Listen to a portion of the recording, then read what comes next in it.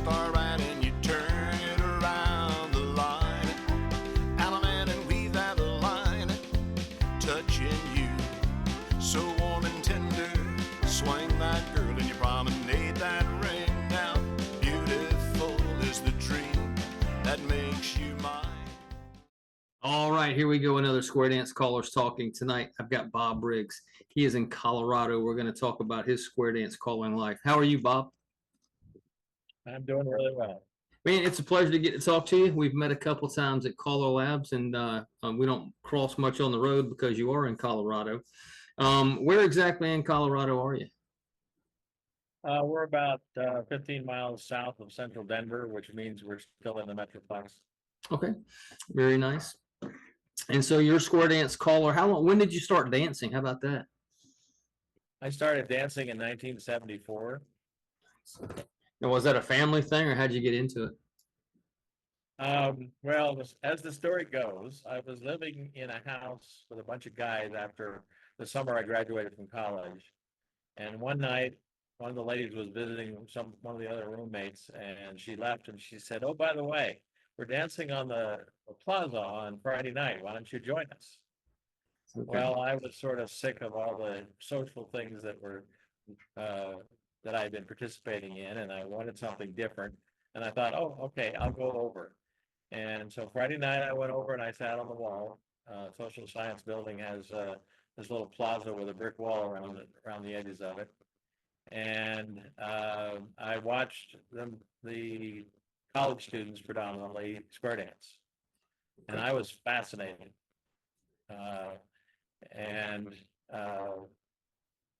But I spent the whole night there watching, and just to ad-lib a little bit about the additional story that night, I was sitting there on the wall, and I looked over to my left, and the young lady rode up on a bicycle in a square dance dress. And I have to tell you that young lady, who was 17 at the time, about to become a high school senior, is now my wife. Wow, that's great, Bob. It's a great story. And I went back the following week, and they made me promise that I'd go back. The following week, they got me up and dancing, and I've been dancing ever since. That's awesome.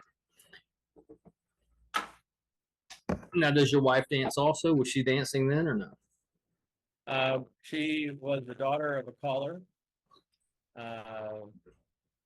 Her dad was Ray Boyd, a local caller in the Colorado area. Okay. And so she already knew how to dance, and she dances today. She supports me 110%, and she's also a round dance cure. Okay. That leads me to my next question. So her dad was a caller. When did you start deciding you wanted to call, when you wanted to get into it? Well, those crazy people in that college group said, "Bob, you ought to be a caller."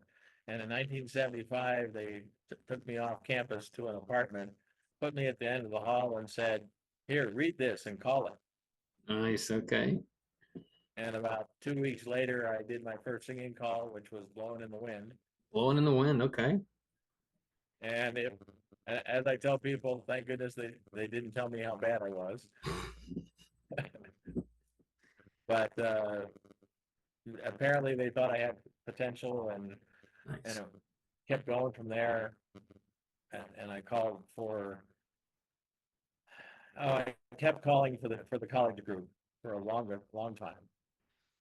Now, I don't know if her dad had any hand in or anything, but who do you consider some of your mentors, some of the people that worked with you early on? Well, there were some of the college guys that helped me initially, but the real mentors was in 1976.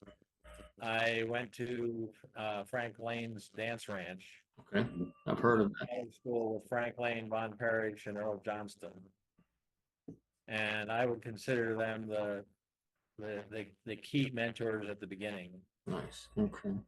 And if I go on, I've got a whole range of callers of that vintage, like Herb Egender, and others that were sort of in that 1970s, early 80s spectrum of time. Gotcha.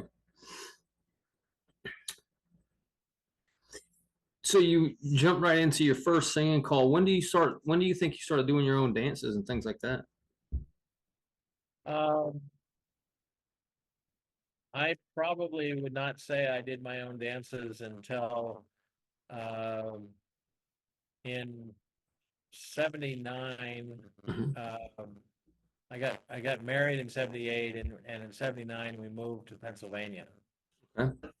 And in Pennsylvania, I had a few opportunities to do some guest calling, and I got asked to teach a class in Clearfield, Pennsylvania. And that was sort of my first class. I really wasn't doing a lot of dances at that time, but the class helped me grow significantly. Okay. And then in '83, we moved back to Colorado, and in '84, I was asked to try out to be a club caller for a local club. Gotcha. And and and I initially didn't get that, but I ended up getting it. That's another story. uh, but so in the fall of 1984, I was calling at least once a month for that club, and I was teaching their classes. Have you done a lot of traveling with your calling, or you stay around the Colorado area? Well, I haven't done purposely traveling. Right, right. I've one of the things that happened in 1984, about the time that I got the club, I was traveling on business to Bahrain, and it ended up while I was there, they asked me to call a dance with the stuff because I had taken none of my own material with me, and so I called in Bahrain. I've called a few times in Canada. I've called in. I haven't really counted the states, but South Dakota, Wyoming, Colorado, New Mexico, Arizona. I Now, think called in Nebraska too, but I really haven't categorized them. that's great. That's great. So Now, I, go ahead. I think of myself as a regional caller. Okay, gotcha, gotcha. Another thing I want before I forget, I was talking to Paul Hensey a couple weeks ago. We were at Alabama State Convention, Yeah. and I have a corporate dance party coming up in a couple of weeks for non-square dancers. And I would ask Paul, because I know he kind of does that too. I said, hey man, this is what I got coming up. You got any words you can give me, anything we can talk about? And he told me a few things. He said, but you should really get in contact with Bob Riggs because he does a lot of one night party stuff. When did you get into that kind of thing? Well, I don't really know what year it was, but like you, I was asked to do something, Uh-huh. and so I started doing parties and things like that.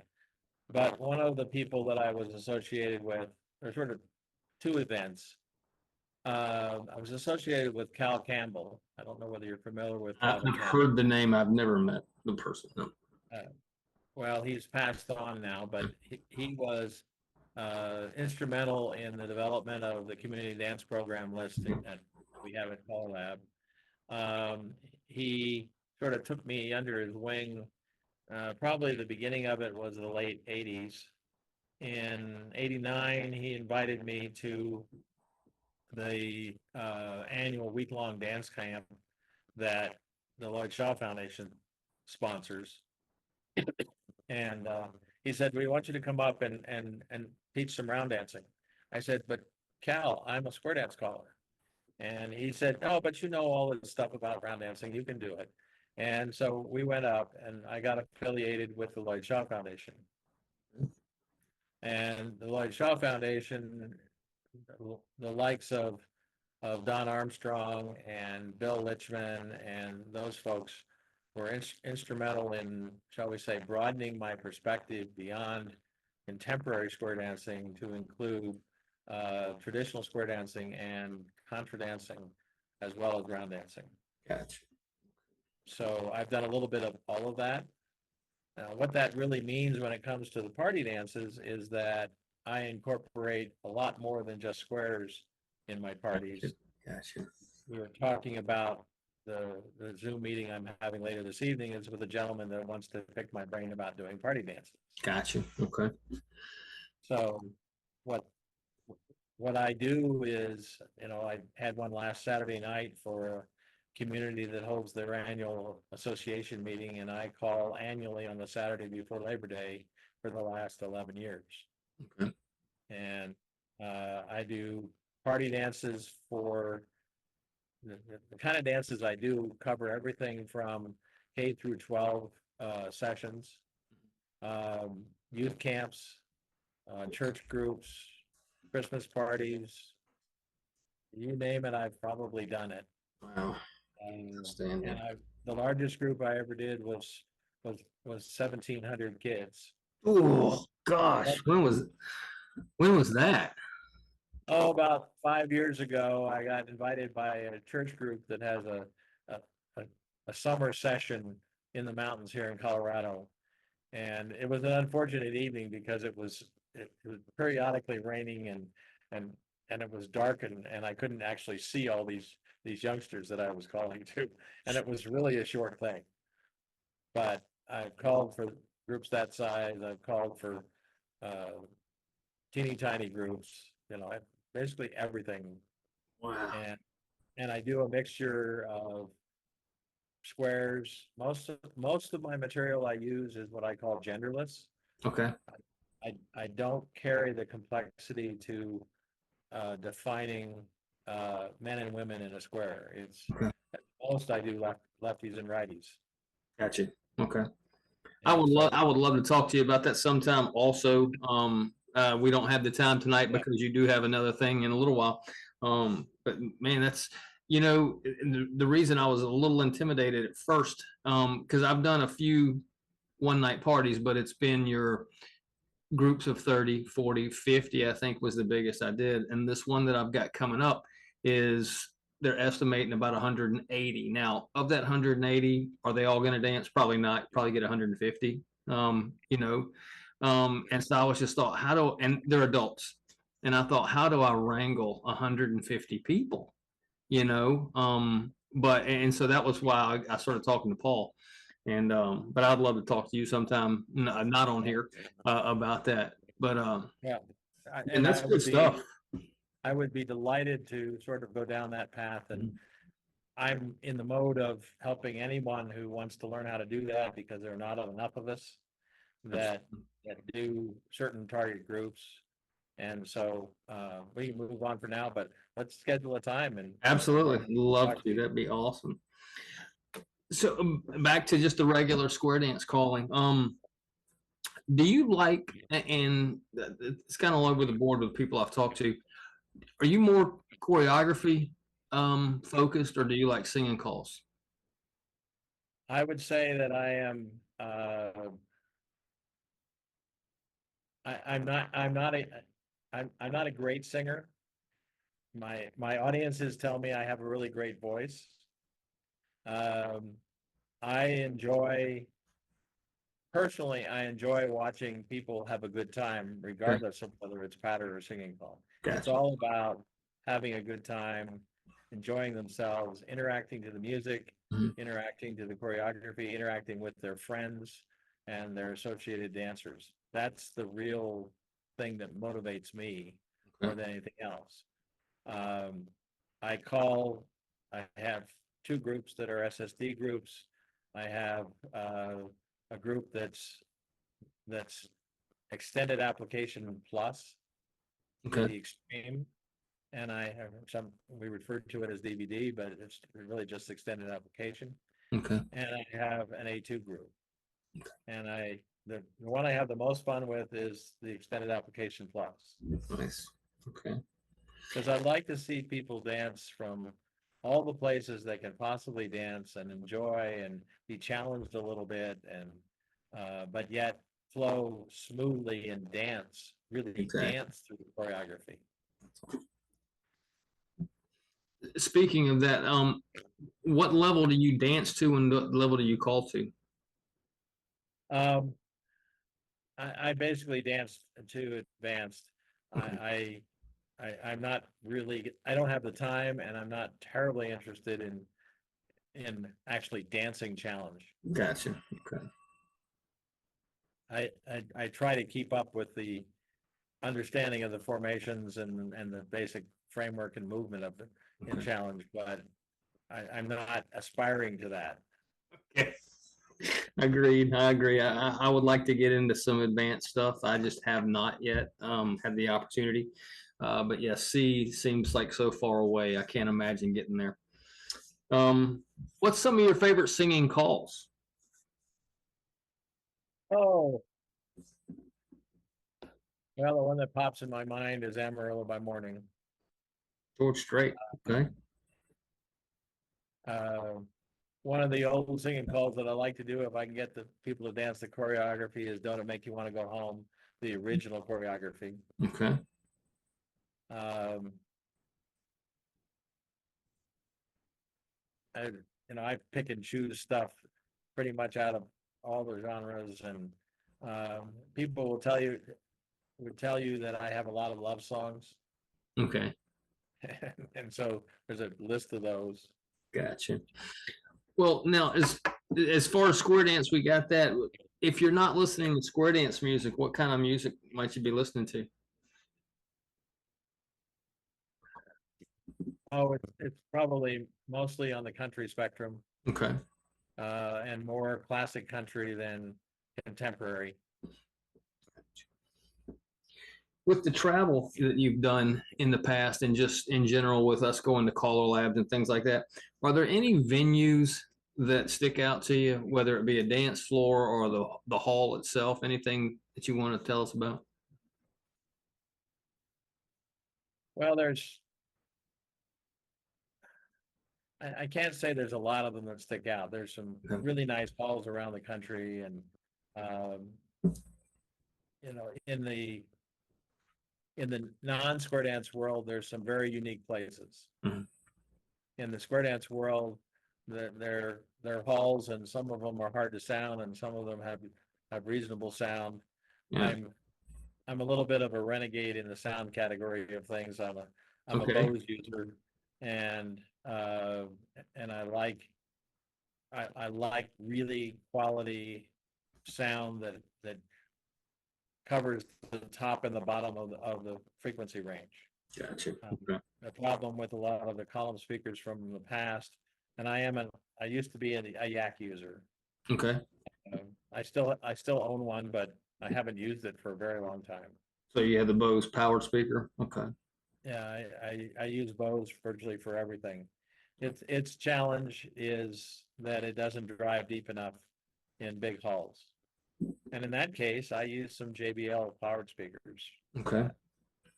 And again, because the range of the frequencies that it will put out is the entire listening range, Okay. not just the vocal range that a lot of people get used to.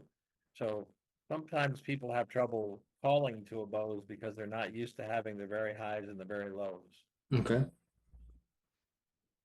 Very nice. With the traveling you have done and with just as long as you've been in it, is there any place that you'd like to call that you haven't yet?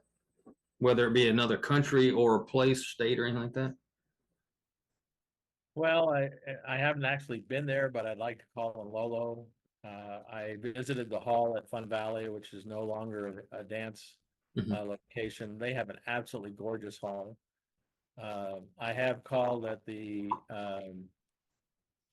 in Laramie at Okay. the dance hall up there, which is on the National Historic Sites, the Quadrangle, um, because it's a unique hall. Uh, those kinds of places Yeah. outside the square dance world, I've called on the top of a mountain. Have it? Okay. Very nice. Where I've was called that? It was at the YMCA of the Rockies in Estes Park. Uh, they have, at the top highest point within the YMCA, they have an outdoor venue that has a roof. And there's an absolutely gorgeous view from this dance floor. Okay. There's a hall that's in Buena Vista, Colorado, that is owned by it's one of the youth church groups, Mm-hmm. and they have a gymnasium size hall that's absolutely gorgeous. So I like the some of the big things, and I also like the little ones. In our early days of square dancing, my Alan tells me of going and dancing at Glacier Lodge, which is a little small place up near Estes Park, that people enjoy dancing at. Frank Lane's Dance Ranch was a absolutely gorgeous hall with a gorgeous floor. And I'm sorry to say the building's now a church. Well, I shouldn't say I'm sorry. I get you. I get They you. have such a wonderful building, but I wish it was a square dance hall. Yeah, when you run across venues in my short time of doing it, I've been to a lot of different venues. Just fortunate to have done it, and most of them are gymnasiums, senior centers, rec halls, and they're fantastic. I'll take any of them. I tell everybody I prefer to have a stage because at my height, I'm usually the shortest man in the room. So it's tough if I'm standing on the floor, if I've got more than 2 squares to see what's going on behind me, behind them. So if you find something that sounds good with a good hardwood floor, you can't beat that. Well, one of the other things is that while we're on this venue, Mhm. I am honored to be able to use for my Monday night and Tuesday night group a hall that was built for square dancing by George Smith, who was a Denver area caller. Okay. He's now passed on, but it's called the Outpost, Oh, and it has a really good wood floor. It has really great sound. Its biggest challenge is it doesn't have great air conditioning. now, where But you are in Colorado, I mean, what's the weather like there? I mean, because I know Colorado's all over the map, but well, the weather right now is we're in the days are in the high 80s, low 90s. Okay. But it's dry. Gotcha. Okay. Gotcha. A little bit more about you before we get going. Give me some of your favorite movies. Oh, lately when we're trying to look at something to do, I'm looking at I would have to say I look at the Mission Impossible kind of movies, Nice. Okay. the Marvel movies. I love it. Nice. Um, Okay. That's sort of the things that I have gone searching for in the last couple of months. Okay. Believe it or not, I have not seen a movie in a theater for probably 20 years. Oh, absolutely believe you. In my line of work, I used to work at a theater years, and that's the only reason I saw movies at a theater. You know, once, gosh, when I moved to Atlanta in 2000, 99, 2000, I don't think we went to a movie theater again. I worked at one, which didn't help because I wasn't going to go when I wasn't working. But yeah, so convenient now. You can see it at home. It's not a big deal. But oh, okay. Yeah, so I would say that my entertainment is thinking about square dancing.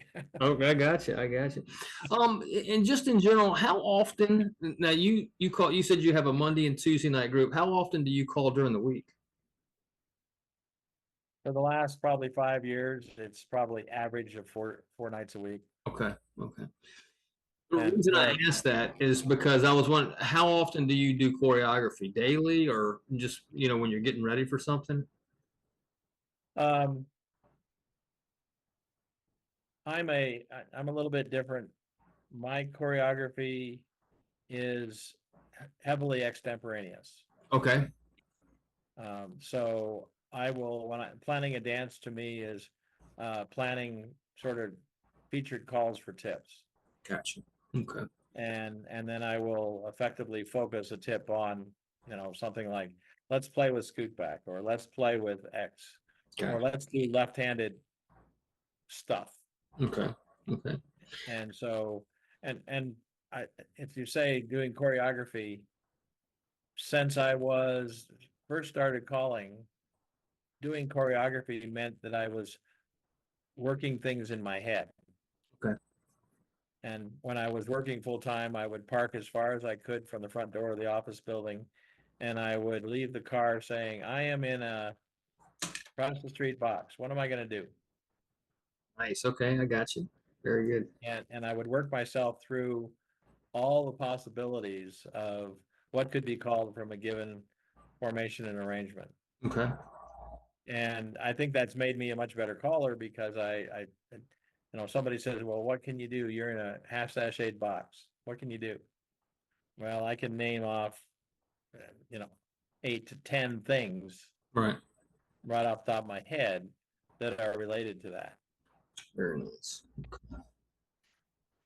I'm glad you said it that way, because I've asked everybody so far, do you have a favorite call at any level, just that you like to call? I don't think I do. I don't think I do. Okay. I have calls that I need to stay away from. Give me an example of that. Well, when you're extemporaneous calling, you sometimes do things that are repetitive. And so staying away from things like, pass through, bend the line too Yep. much, Yep. Yep. or that kind of thing. But in general, I stay away from only the things that the dancers are going to have trouble with. Gotcha. Okay. So the other aspect, which we haven't touched on yet, is I am an accredited caller coach. Okay. I did not know that. Okay. And so I spend a fair amount of time working with some callers here in the Denver area who are newer and who want to improve their skills. Gotcha. And in that respect, it's helped me become more familiar with things that I would not normally use as a extemporaneous caller. If I'm going to if I'm working with folks that should be module callers. Gotcha. Okay. And so helping them understand the magic modules, the conversions, the inverts and rotates, and those and how to develop zeros. Okay. But I can't say when I'm calling that I use a lot of that. Okay. But the other night I was in a place and I went, oh, okay, I'll use a magic module here in my head. And I did. Very nice. Okay. Now, I didn't realize that. I should have looked a little deeper. But when did you get your accreditation? Now 6 years ago. 6 years ago. Okay. I just got reaccredited. Was that something? Because I've talked to a few people that are in the process, some that have just finished the process. How did that start for you? Is that something you just wanted to do, or to get into the teaching part of it? Well, I've always been a teacher. Okay. In a way, even though in my professional life I wasn't officially, but I am a natural when it comes to teaching. Okay. And when it comes to, I teach folks how to dance, and then I was getting folks that were beginning to call, and I said, okay, I can help you. Okay. We can work through this. And it took me about 3 or 4 years of working my way up to submitting for accreditation. So it takes time, and it takes a lot of knowledge and a lot of personal commitment to learn all the things you need to know to pass the written test and the oral test, and feel like you're a competent person that could help others. Gotcha. That's outstanding. Well, thank you for that. Thank you for that. I mean, I know the work. I've been told the work that it takes to going into it, to get your accreditation, and I've certainly been helped along the way by a lot of accredited caller coaches and people that are going through that to get to that level. Um, so man, thanks for that. Because without y'all, you're learning on your own, and that can go good and bad. It really can, because I've met both. I've met self-taught people that are really good. Um, the finest example I can think of, I mean, of course, now he's well along that path, but Jack Platty's told me that, he learned overseas by himself, and, he jokes about writing a lot of stuff, some of the stuff we used.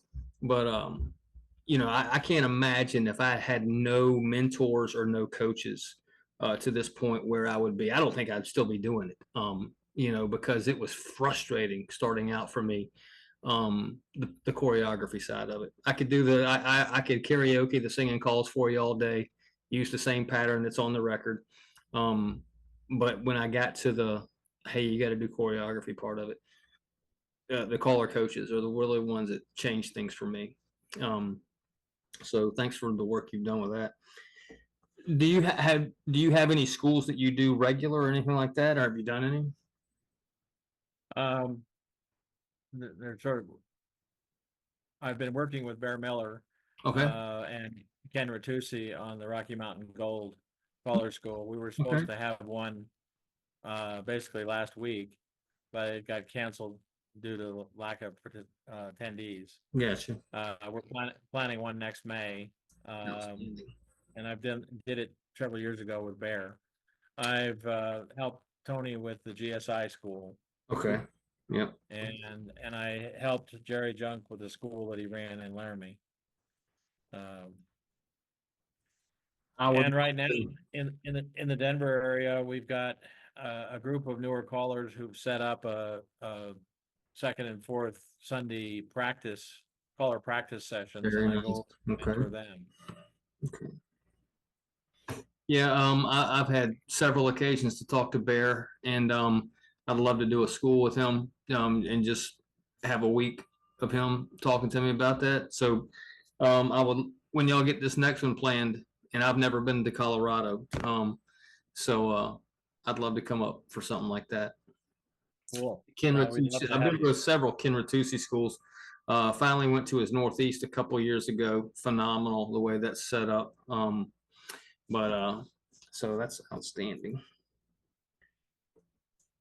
Bob, there's a lot more I'd like to touch on. I know you've got something coming up at 8 o'clock your time, 9 o'clock mine right now.